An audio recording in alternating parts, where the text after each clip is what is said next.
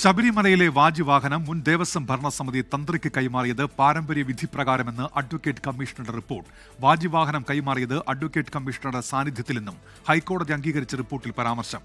അതിനിടെ ശബരിമല സ്വർണ്ണക്കൊള്ളയിൽ ശാസ്ത്രീയ പരിശോധനാ റിപ്പോർട്ട് SITക്ക് ലഭിച്ചു. ശബരിമല സ്വർണ്ണക്കൊള്ള കേസിൽ 13ാം പ്രതിയായ തന്ത്രി കണ്ഠരര് രാജീവരുടെ വീട്ടിൽ നിന്നാണ് വാജിവാഹനം SIT കസ്റ്റഡിയിലെടുത്തത്. പിന്നാലെ വാജിവാഹനം തന്ത്രിക്ക് കൈമാറിയത് UDF ഭരണസമിതിയാണെന്നും SIT കണ്ടെത്തി. ഇതിനിടയിലാണ് പുതിയ ട്വിസ്റ്റ്. വാജിവാഹനം തന്ത്രിക്ക് കൈമാറിയത് ഹൈക്കോടതി നിയമിച്ച അഭിഭാഷക കമ്മീഷണറുടെ സാന്നിധ്യത്തിലാണെന്ന രേഖയാണ് പുറത്തുവന്നത്. റിപ്പോർട്ട് ദേവസ്വം ബെഞ്ച് അംഗീകരിച്ചിട്ടുമുണ്ട്. ഇതോടെ കേസിൽ പ്രത്യേക അന്വേഷണ സംഘം പ്രതിസന്ധിയിലായി. എല്ലാ മാനദണ്ഡങ്ങളും പാലിച്ച് തന്ത്രിക്ക് ബോർഡ് കൈമാറിയ വാജിവാഹനം തൊണ്ടി മുതലായി എങ്ങനെ നിലനിൽക്കുമെന്നുള്ളതാണ് പ്രധാന ചോദ്യം.